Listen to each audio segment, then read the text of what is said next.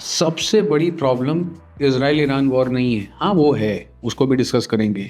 उससे भी बड़ी प्रॉब्लम है लेऑफ्स। आईटी सेक्टर में जो लेऑफ्स हो रहे हैं बिकॉज ऑफ एआई, ये एक बहुत बड़ा चैलेंज है। पिछले 3-4 साल में हमने क्या विटनेस किया है, हर शहर में रियल एस्टेट प्राइजेस की ग्रोथ हुई है।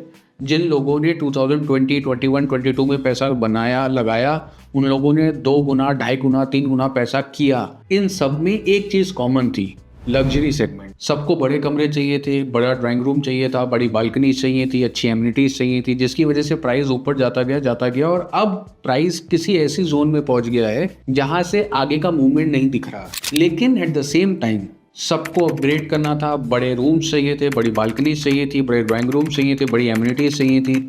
जिस तरीके की डिमांड आई, उस डिमांड के हिसाब से उस तरीके की सप्लाई बिल्डर ने रेडी करी। ओवरऑल कॉस्ट बढ़ती गई और उस कॉस्ट को इंडिया लेवल पे कौन एब्जॉर्ब कर रहा था? HNI group. मेरा डेटा तो ये कहता है पिछले लगभग 3 या 4 साल का, हर 10 या 15 बुकिंग अगर मैं लग्जरी सेगमेंट की उठा के देखूं तो उसमें से लगभग 20% से 25% आईटी सेक्टर के एम्प्लॉयज थे जो आईटी कंपनीज में काम कर रहे थे।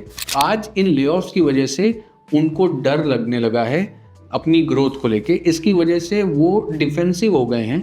बजाय एक्स्ट्रा पैसे को इन्वेस्ट करने में वो अभी सेविंग्स की तरफ टारगेट कर रहे हैं। जस्ट इन केस अगर कुछ प्रॉब्लम उनके ऊपर आती है तो वो 12 महीने 15 महीने का एक बैकअप रेडी करना चाहते हैं, जो कि बिल्कुल गलत नहीं है। सेकेंडली सबसे बड़ा प्रॉब्लम इजराइल ईरान वॉर। इस वॉर की वजह से crude oil, Brent crude oil के प्राइसेस ऊपर गए।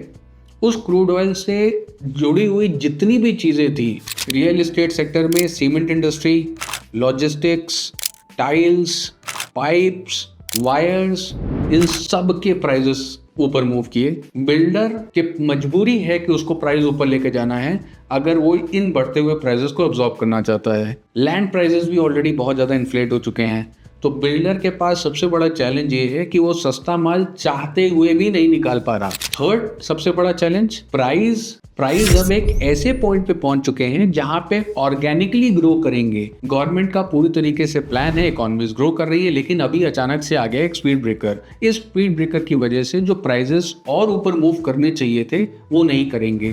तो जो इन्वेस्टर पार्टिसिपेट करना भी चाहते हैं, जो अफेक्टेड नहीं है ऊपर के 2 पॉइंट्स के साथ, उनको कोई ग्रोथ ही नहीं दिख रही। ये सारे चैलेंजेस एक रियल एस्टेट चैनल पार्टनर के लिए जेन्युइन चैलेंजेस हैं